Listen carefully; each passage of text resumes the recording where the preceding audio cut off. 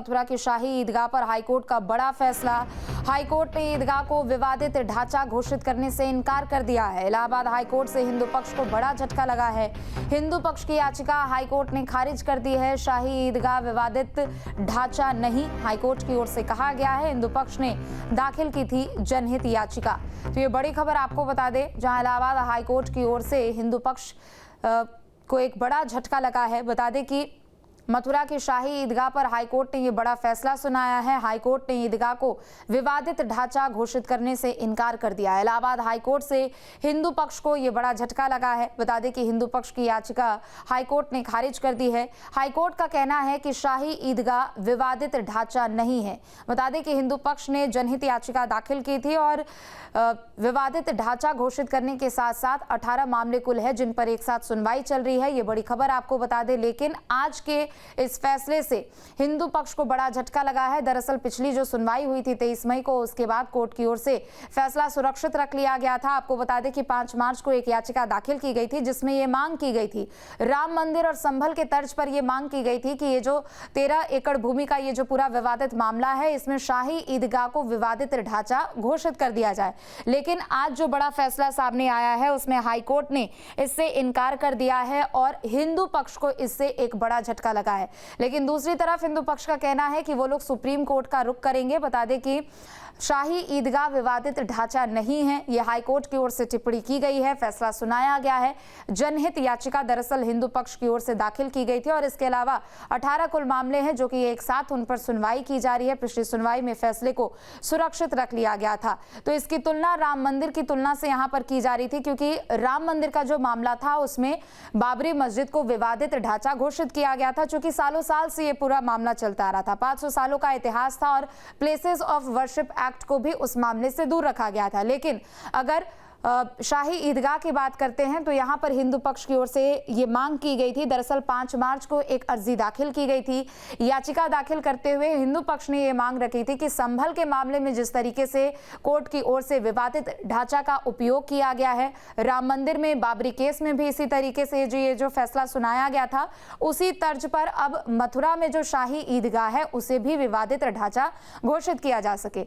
हालांकि आपको बता दें कि हिंदू और मुस्लिम दोनों ही पक्षों की ओर से काफी ज्यादा दलीलें दी गई थी। पिछली सुनवाई जो दरअसल 23 मई को हुई थी उसमें दोनों ही पक्षों ने दलील दी। हिंदू पक्ष की ओर से जहां यहाँ पर इस 13 एकड़ भूमि को मस्जिद के खिलाफ इसका दलील बयान दिया गया था और उसकी दलील दी गई थी, लेकिन दूसरी तरफ मुस्लिम पक्ष की ओर से कई पुस्तकों का हवाला भी दिया गया था। पुस्तकों के हवाला देते हुए मुस्लिम पक्ष का कहना था कि ये 1670 से ये मस्जिद यहीं पर है, औरंगजेब के शासनकाल में इसको बनवाया गया था। लेकिन दूसरी तरफ हिंदू पक्ष ने मुस्लिम पक्ष के दावे को भी चुनौती दी थी और उन्होंने कहा था कि इस पूरे जमीन को लेकर कोई मालिकाना हक भी नहीं है मस्जिद कमेटी के पास में, ना कोई बिजली बिल का कोई रिकॉर्ड है, ना किसी तरीके की कोई ऐसे वैध दस्तावेज है। नतीजन दोनों ही पक्षों की दलीलों को सुना गया और पिछली सुनवाई में फैसले को सुरक्षित रखा गया था। लेकिन आज ये जो फैसला सुनाया गया है उसमें हिंदू पक्ष को एक बड़ा झटका लगा है। ज्यादा जानकारी के लिए मानवेंद्र हमारे साथ जुड़ चुके हैं। मानवेंद्र, हिंदू पक्ष को बड़ा झटका लगा है। हाईकोर्ट ने साफ इनकार कर दिया है कि यह विवादित ढांचा नहीं है।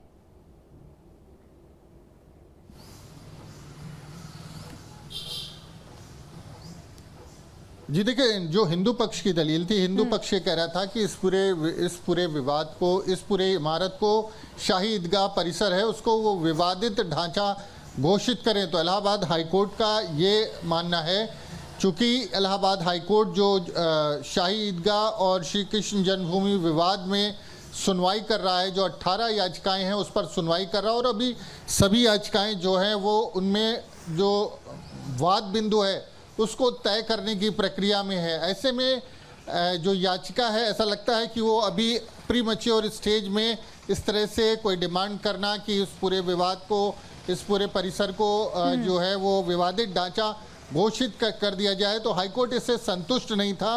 हाईकोर्ट का ये मानना है कि अभी इस पूरे मामले पर सुनवाई होगी, जब दोनों पक्षों की तरफ से दलीलें रखी जाएंगी।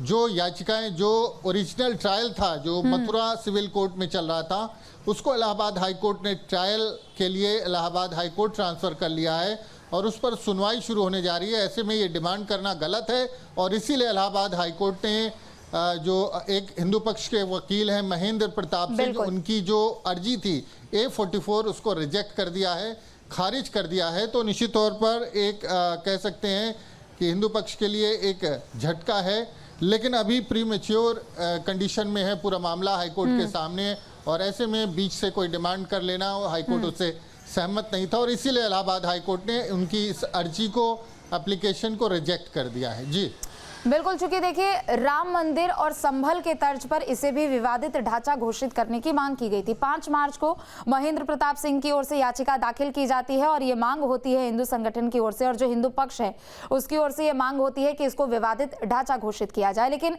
राम मंदिर का मुद्दा बेशक अलग था, प्लेसेस ऑफ वर्शिप एक्ट को उससे एकदम अलग रखा गया था। लेकिन दूसरी तरफ मुस्लिम पक्ष की अपनी दलीलें थी। मुस्लिम पक्ष ने कहा कि औरंगजेब के शासनकाल में इसको बनवाया गया, 1670 ईस्वी में बनवाया गया और तमाम यहाँ पर पुस्तकें भी दी गई थी एक तरीके से दलील के तौर पर। लेकिन दूसरी तरफ हिंदू पक्ष कह रहा है कि इनके पास कोई सबूत नहीं है। बिजली के जो रिकॉर्ड्स होते हैं, किसी भी जमीन को लेकर, भूमि को लेकर कोई मालिकाना हक नहीं है एक तरीके से।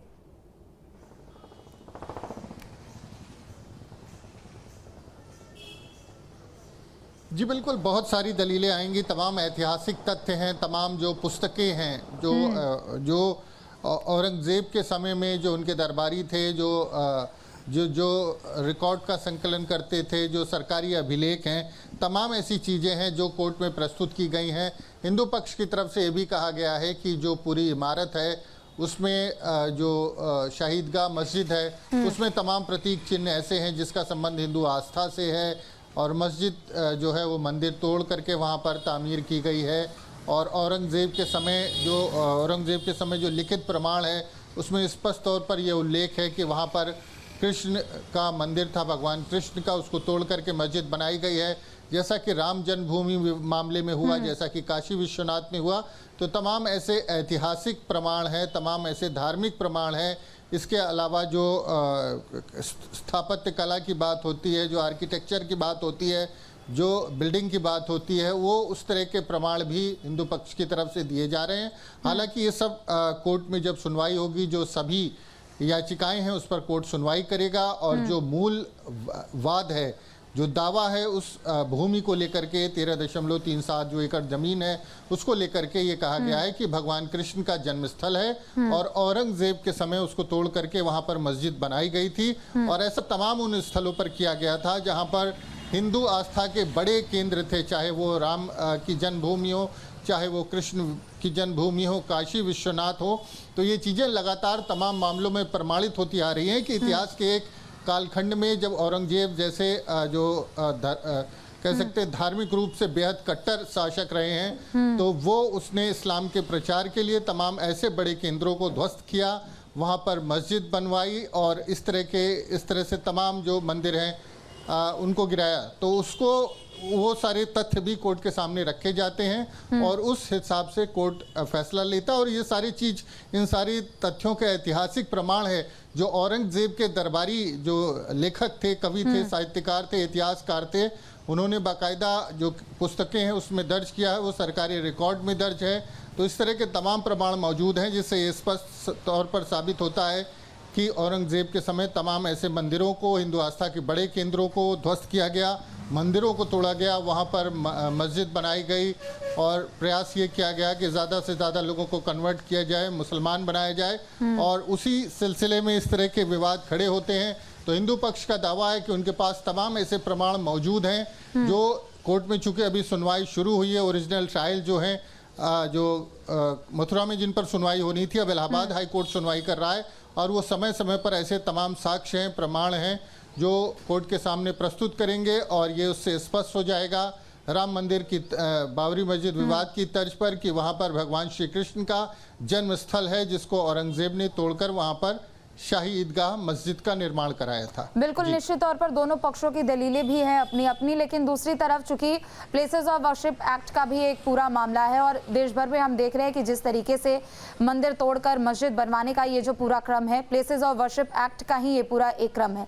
लेकिन दूसरी तरफ मुस्लिम पक्ष की ओर से हिंदू चेतना यात्रा पर भी आपत्ति जताई गई है। क्या इसे लेकर कोई खास टिप्पणी कोर्ट की ओर से की गई हो?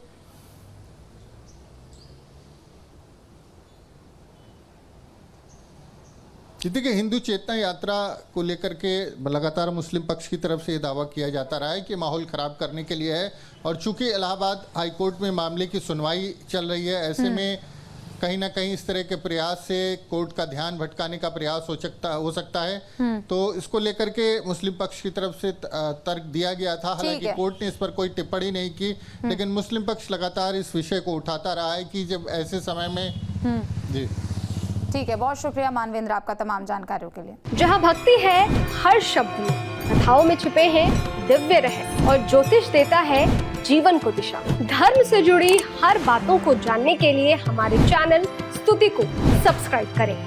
चैनल पर जाने के लिए इस लिंक पर क्लिक करें।